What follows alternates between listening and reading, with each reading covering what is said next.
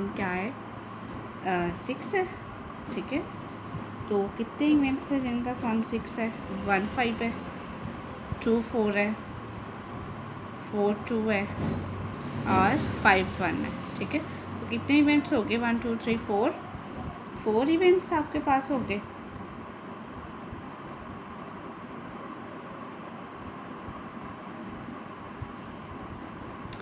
तो total sample space पे अगर हम इसकी प्रोबेबिलिटी निकाल लें,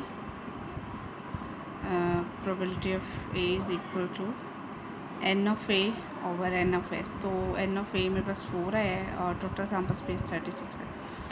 तो लेट क्या करना है, जो कंडीशन दी हुई थी, क्या कंडीशन दी हुई थी कि डिफरेंट नंबर अपीयर होने चाहिए। तो let B the event that shows the different numbers appear।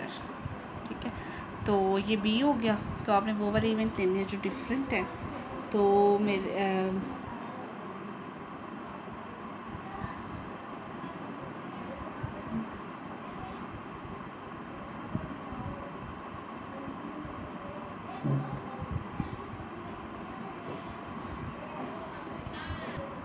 अच्छा, तो यहाँ पे आपने डिफरेंट नंबर लेने हैं। डिफरेंट नंबर जो हैं आपके पास 1 1 नहीं आएगा, वो सेम नंबर है। 1 2 1 3 1 4 1 5 1 6, इसी तरह जो सेम होंगे वो नहीं लेने आपने। और 6 6 भी नहीं आएगा, बल्कि 6 5 तक आएगा। ठीक है, तो इट्स मीन 6 आउटकम्स नहीं आएंगे, क्योंकि यहाँ पे सैम्पल स्पेस पे 1 2 3 4 5 और 6 नंबर जो हैं आपको सेम है, वो नहीं लेने आपने, बाकी सारे लेने हैं। 30 नंबर्स हो गई है आपके पास। एन ऑफ बी जो है आपके पास 30 हो जाएगा। प्रोबेबिलिटी ऑफ बी क्या हो जाएगा, एन ऑफ बी को एन ऑफ एस पे डिवाइड करना है। तो एन ऑफ एस जो है आपके पास 30/36 आ जाएगा। ठीक हो गया, ये कंडीशनल प्रोबेबिलिटी है। तो कंडीशन जो दी हुई थी वो बी हमने सपोज किया है। आपने हमेशा याद रखना है, जो कंडीशन आपको गिवन होगी ए गिवन डैट बी, जो गिवन होगी वो अपने आप हमेशा जो है फ्रैक्शन के नीचे लिखनी है। जो कंडीशन आपको गिवन होगी वो अपने फ्रैक्शन के नीचे लिखनी है। ऊपर उन दोनों का इंटरसेक्शन लिखना है। किन दोनों का? जो आप प्रोबेबिलिटी आपने फाइंड की, यानी ए और बी का मुझे क्या चाहिए, इंटरसेक्शन। यानी इंटरसेक्शन किसे कहते हैं, कॉमन इवेंट्स को। तो यहाँ पे ए और बी में मैं इंटरसेक्शन ले लेती हूँ। तो इंटरसेक्शन में कौन से इवेंट कॉमन आ रहे हैं? यहाँ पे अपने 1 2 भी नहीं है, 1 3 भी नहीं है, 1 4 भी नहीं, 1 5 कॉमन आ रहा है। ठीक है, एक इवेंट कॉमन आ रहा है, तो 1 5 आ जाएगा। तो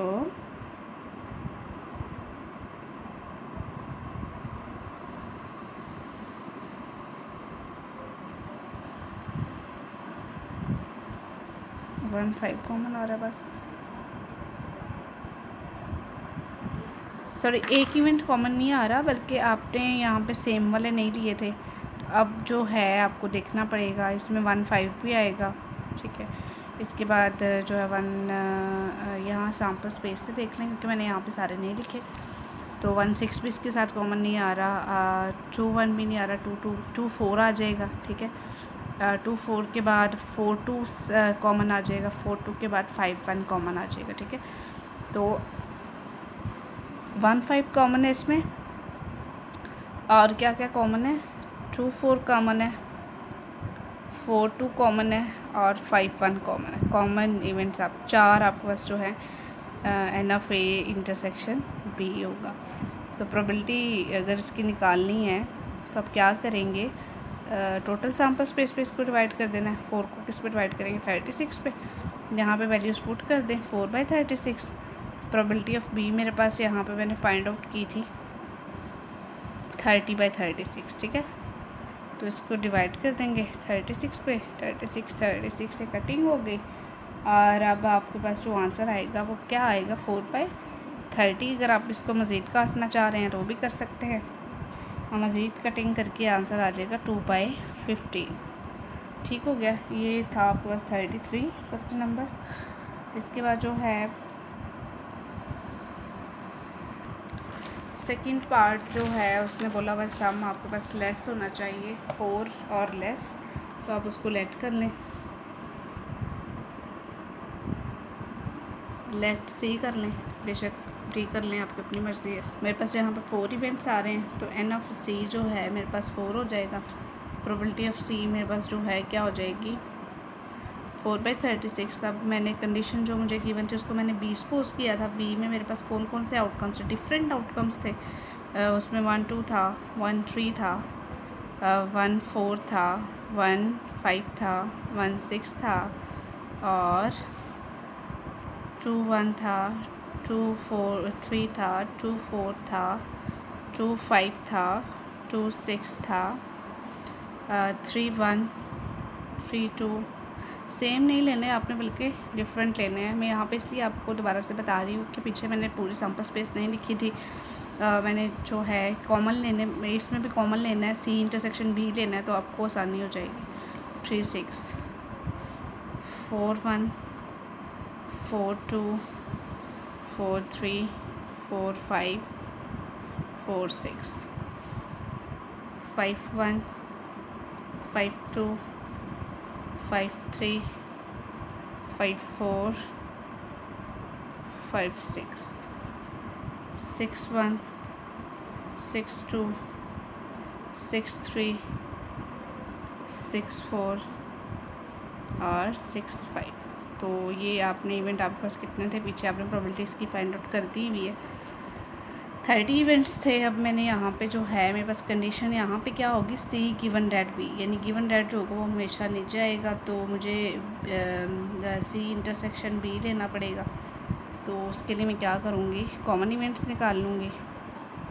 ठीक है, तो कॉमन इवेंट्स मेरे पास कितने आ रहे हैं सी और बी में, इसमें 3 1 कॉमन है, ठीक है, 1 3 कॉमन है, 2 1 कॉमन है और 1 2 कॉमन। 4 इवेंट ऐसे हैं जो मेरे पास क्या आ रहे हैं, कॉमन आ रहे हैं। तो इसकी प्रोबेबिलिटी कैसे निकालूंगी मैं, टोटल सैम्पल स्पेस पे डिवाइड करके 4/36 में पुटिंग कर दूंगी। 4/36 और नीचे जो है 30/36 प्रोबेबिलिटी ऑफ बी पहले आपने फाइंड आउट की हुई है। ठीक हो गया, तो इसका भी आंसर आपके पास 2/15 आ जाएगा। क्वेश्चन नंबर 34 का ये पार्ट है, उसमें बैड ट्यूब्स हैं 4 और गुड हैं 6 और ड्रा कितनी करनी है, 2 ड्रा करनी है। सिलेक्ट उसने 2 की हुई है। तो यहाँ मैंने सैम्पल स्पेस बना लिया। अब जो है ए आप सपोज कर लेंगे that A B the event that shows the, उसने क्या प्रोबेबिलिटी पूछी हुई है, हाँ, that A B the event that shows the that A B the event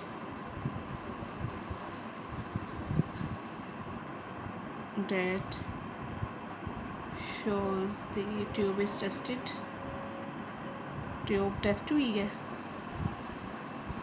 and found to be good। तो ये कंडीशन दी हुई है आपको, तो इसकी प्रोबेबिलिटी निकालनी है। प्रोबेबिलिटी ऑफ ए यानी कितनी उसने टेस्ट, गुड आपको टोटल कितनी है 6 है, टेस्ट उसने कितनी की है, एक टेस्ट की है, तो वो गुड निकल आई है। ठीक है, और 4। अब सिलेक्ट आपने टोटल कितनी सिलेक्ट की हैं, 2 सिलेक्ट की हैं। एक जब उसने चूज़ की तो वो गुड हो गई, दूसरी आपके पास क्या होगी, इट्स मीन बैड होगी। टोटल सैम्पल स्पेस पे आपने इसको डिवाइड कर देना है, तो प्रोबेबिलिटी आ जाएगी 3/5। ठीक है, इसी तरह बी आपने लेना है। बी में क्या कह रहे हैं, find the probability that what is the probability that other one is also good, यानी जब वो लेगा तो दूसरी भी गुड हो। ठीक है, तो इसमें क्या करेंगे आप,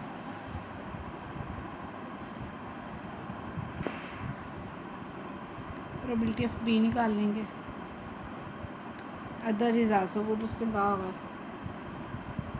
4 से 0 और 0, क्या आंसर आएगा 1/3। ठीक है, अब यहाँ पे उसने टेस्ट की तो एक गुड लिख रही थी, यहाँ पे उसने टेस्ट किया तो 2 गुड निकले। तो अब जो कंडीशनल प्रोबेबिलिटी है क्या गिवन बी गिवन डेट ए होगा, ठीक है, क्योंकि ए मैंने जो गिवन डेट की पहले प्रोबेबिलिटी फाइंड आउट कर दी, तो मुझे बी इंटरसेक्शन ए चाहिए। क्या चाहिए? बी इंटरसेक्शन ए और गिवन डेट ए।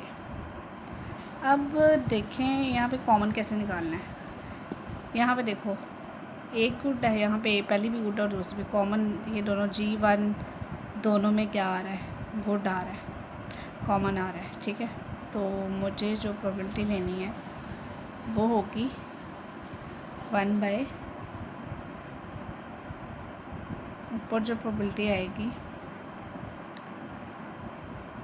दोनों में ट्यूब्स जो हैं कॉमन आ रही हैं, तो ये वाला कॉमन इवेंट आ रहा है उसमें, इसकी प्रोबेबिलिटी जो मैंने फाइंड की वो 1/3 है। और नीचे आप देख सकते हैं 3/5 आ जाएगा, ठीक है। अब मैंने क्या करना है, इसको सॉल्व आउट कर लेना है, 5/9 आ जाएगा। जब कॉमन की यहाँ पे बच्चों को समझ नहीं लगती, मैं दोबारा से बता रही हूँ। गुड, इसमें भी गुड, एक गुड है, इसमें 2 गुड है, तो कॉमन इवेंट्स इसमें आएगा। यहाँ से आप इसकी प्रोबेबिलिटी लेंगे, क्यों? क्योंकि इसमें G1 दोनों के साथ कॉमन आ रहा है, ठीक है। G1 इसके साथ क्या आ रहा है?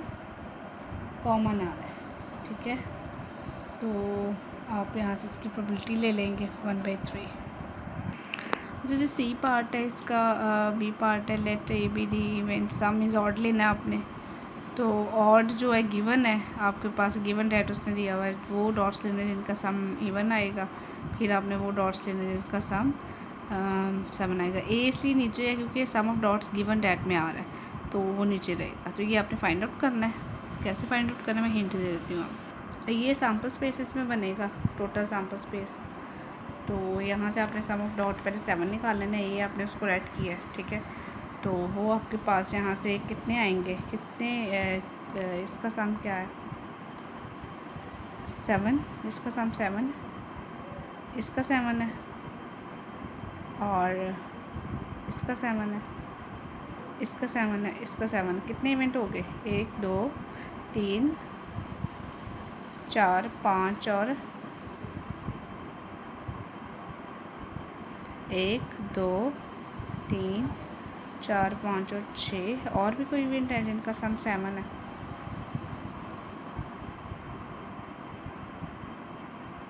6 हैं। तो प्रोबेबिलिटी ऑफ ए आपके पास क्या हो जाएगी? 6/36 हो जाएगी, ठीक है, गिवन डेट में। अब दूसरा उसने क्या कहा था कि ऑड की लेनी है आपने, तो सम ऑफ ऑड्स। तो सम ऑफ ऑड्स आपके पास कितने हैं? ये सारे जो मैंने मार्क किए हुए हैं, 3, इसका भी, इसका भी, इसका भी, इसका भी, इसका ऑड, ये ऑड शो कर रहे हैं। 4 2 8 5 6 होगा, और ये इसका भी ऑड होगा, एक एक छोड़ के बाकी ऑड होगा। तो कितने ऑड हो गए टोटल? ऑड जो है 16 हुए टोटल। तो प्रोबेबिलिटी ऑफ बी आपके पास क्या होगी? 16/36। अब आपने यहाँ पे जो है probability of B intersection A लेना है पहले, वो आपने लिखा होगा, प्रोबेबिलिटी ऑफ ए पे डिवाइड कर देना है। तो ए जो था आपके पास सम ऑफ 7 था, और प्रोबेबिलिटी ऑफ बी जो थी आपके पास ऑड नंबर्स था। तो 7 भी ऑड नंबर्स में आता है, ठीक है। तो जितने भी 7 वाले इवेंट होंगे वो ज़ाहिर बात है ऑड में भी कॉमन होंगे। तो probability of A intersection B 6/36 आएगी। उसको आपने जो है डिवाइड करना है